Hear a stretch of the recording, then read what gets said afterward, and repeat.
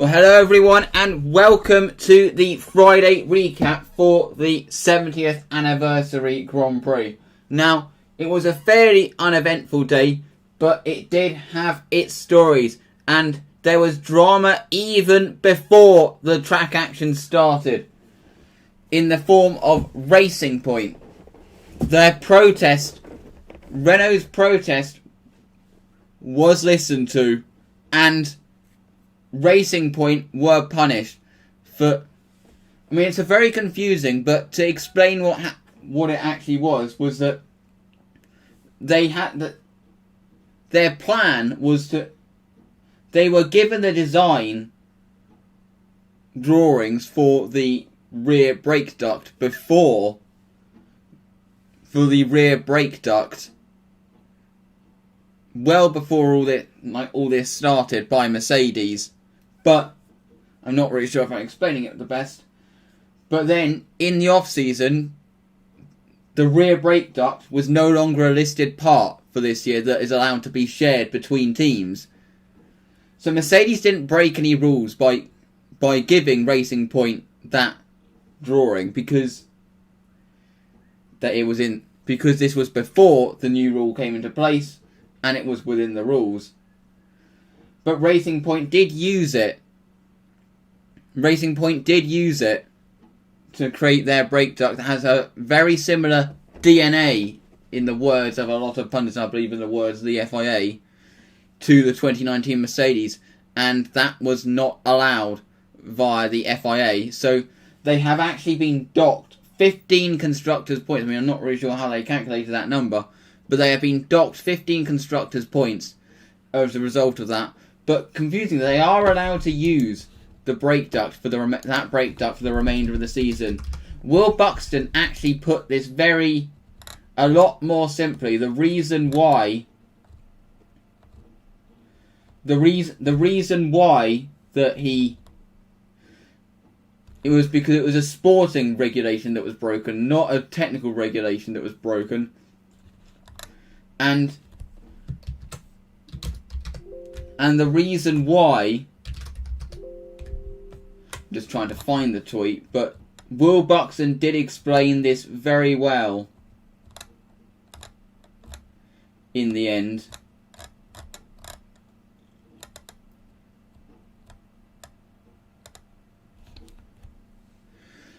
Will Buxton basically stated that it was as if that someone had gotten extra help from a sixth former when they were supposed to work alone. So it's basically a don't do it again. But they are allowed to use this, and also I'm assuming this is to set a precedent to make sure that this doesn't happen again. Not really sure I explained this right, but that's what happened. Also, this did actually kind of also overshadow the news about their drivers this weekend. Unfortunately, Sergio Perez is still COVID positive, so he is unable to take part. We all really hope that he is going to be back at Barcelona next week. But Nico Hülkenberg is going to get another shot after he was cruelly robbed of his shot last week. So, talking about all the preambles, now let's actually talk about the session. All of today's track action. Let's talk about the practice session, starting with practice 1.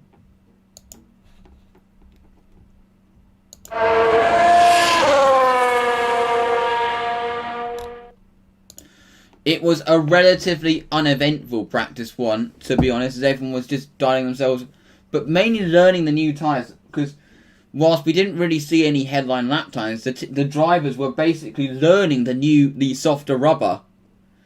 And the reason for that is after last week they wanted to see how long it was going to last. And they wanted to get as much data as possible, especially in the very hot conditions that they were running in the morning. But it was Valtteri Bottas who topped the timesheets ahead of Lewis Hamilton. Mercedes once again looking in top form. Max Verstappen was in third place ahead of Nico Hülkenberg. He is going to probably benefit. Now he can basically use last week as a test run.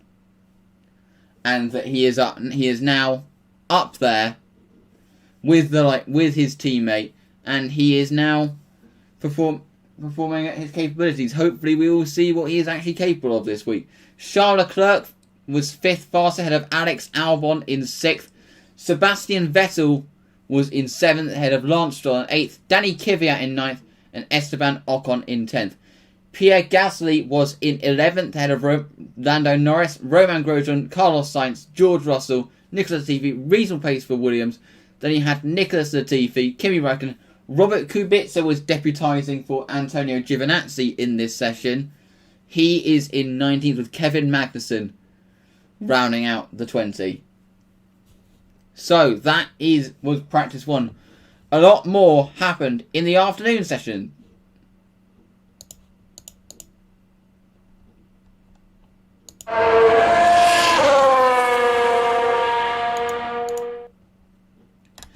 And of course, very interesting screen to come up. I'll be going on to that later. But the second practice session saw again, it was not really that eventful. We saw the drivers start to push a bit more and a few more mistakes creep through. Some interesting things that need to be discussing. To be discussed. Alex Albon once again really struggled in that session. As you can see on the screen there, you're seeing Lando Norris actually waving at a Red Bull, not out of anger or anything, but waving. I believe that was Max Verstappen he was waving at. Quite an interesting moment. And one other moment that we saw the Mercedes engineers go track side. They must have loved that. Sitting track side. And then, in the end, I don't know why I'm saying in the end, but sitting track side and watching their car, their handiwork, go round the track much more hooked up and much faster than everyone else.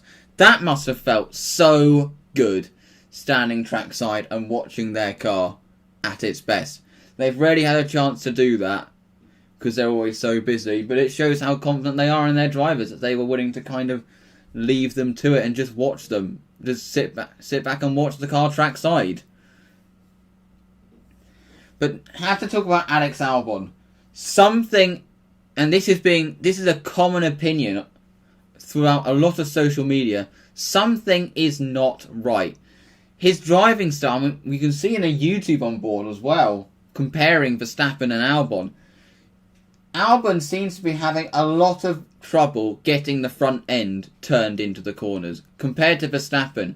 It doesn't seem as hooked, and that just really does kind of go to show that the thing is, the reason that could be, Verstappen has a very different driving style to everyone else, and Albon is just struggling to adapt, and just like his predecessors. I mean, he doesn't seem to have as much of a problem in the race, but it's in quali trim where he seems to struggle the most. And now on to Albon, then we go on to Sebastian Vettel. And now it seems that he might be having a similar thing, although not really intentional, because I don't think the Ferrari is built to be tailored to a single drive. But it seems that Charles Leclerc seems to be getting a handle on that very difficult car that is the Ferrari a lot more than his teammate. And it has to be said, this is not really surprising. Sebastian Vettel has had a history of struggling to handle difficult cars. He's typically, when the car is working as he wants it to, he is fast. And that is how he won those 4 titles. The car, that Red Bull, was to his driving style. He was hooked up, comfortable with the car, and he won those 4 drivers' titles that way. I mean, I'm not saying that, because because the thing about Sebastian Vettel is when he's in a car that suits him, he is mighty, and that's where he shows off what he is capable of. Whereas when the car is difficult to handle, he seems to struggle. And the other example I am thinking is 2014. The Red Bull.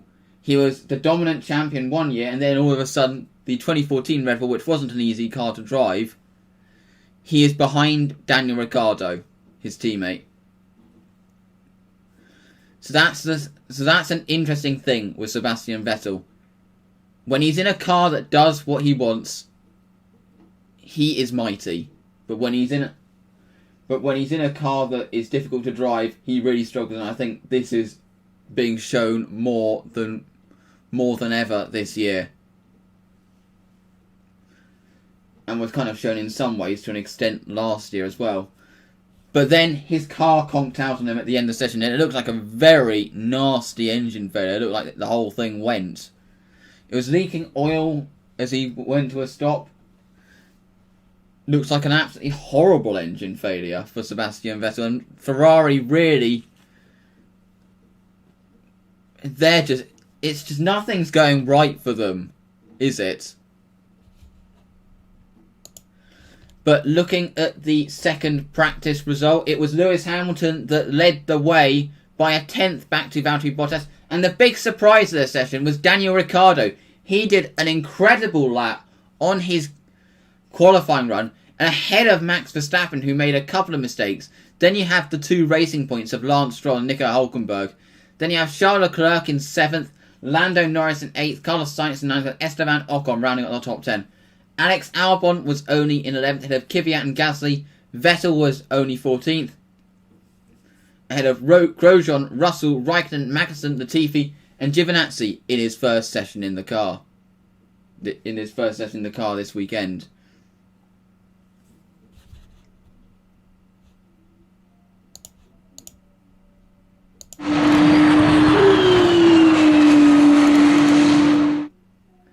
Now we're going to talk about the Formula 2 qualifying session, which finished a few moments ago, which saw a fairly interesting session, there was a slight threat of rain towards the climax, at the beginning of the session, which led to everyone going out, and it was Christian Lundgaard that had the initial upper hand. He seemed in real command. It looked like he was the one to beat for this pole position. But then Callum Ayler, out of nowhere, after having really lacking pace throughout the session, he managed to set the fastest time. And then the red flag came out after Sean Gelael lost it on the exit of Copse. And then no one was able to beat him. Matthew, open the door, please. I've got your laptop.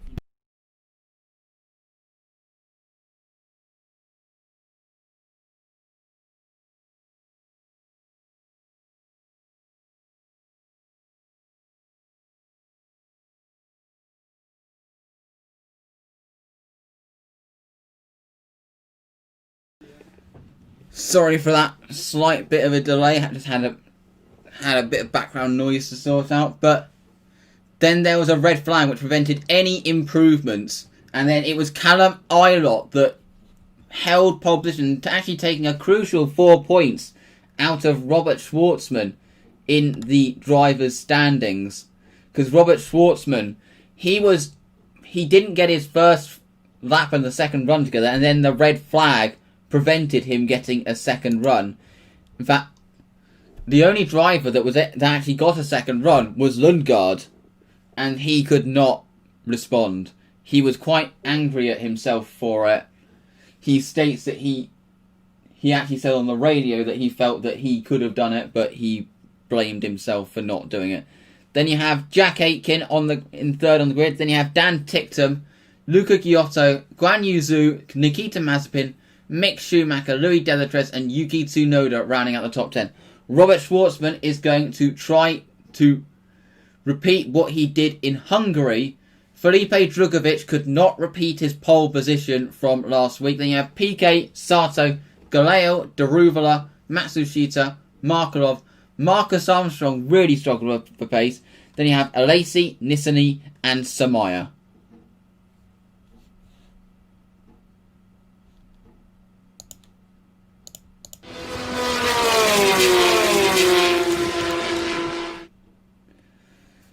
Then, earlier today, we had the Formula 3 session, and the most notable event happening in this session was Oscar Piastri. He had a breakdown in practice in the morning, and then came qualifying, and it happened again. His car shut down on him.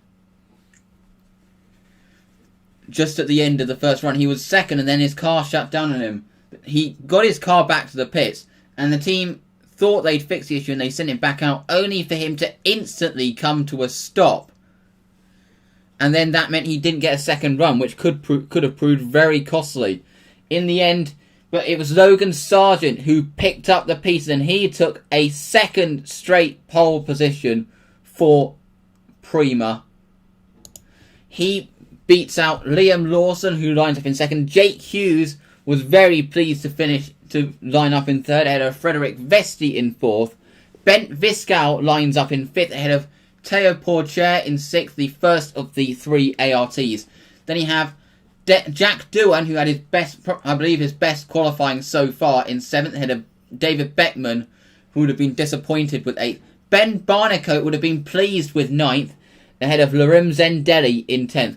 Oscar Piastri dropped down to 11th in the end, ahead of Clement Novalak, Enzo Fittipaldi, Matteo Nannini. Then you had Cameron Das, Max Futrell. Alexander Smolly will be disappointed with 17th, ahead of Alex Peroni in 18th. Sebastian Fernandez in 9th. And then he had Kalen Williams in 20th. Federico Malvestiti lines up in 21st, ahead of David Schumacher, Ollie Caldwell, Dennis Hauger, Rowan Stanek, Igor Fraga, Richard Verschoor. He didn't have DRS in the session. He lines up in 27th. Then he had Lucas Dunner. Sophia Flörsch had some sort of a technical issue, which meant she was unable to get out, with Alessio Doleda rounding out the grid.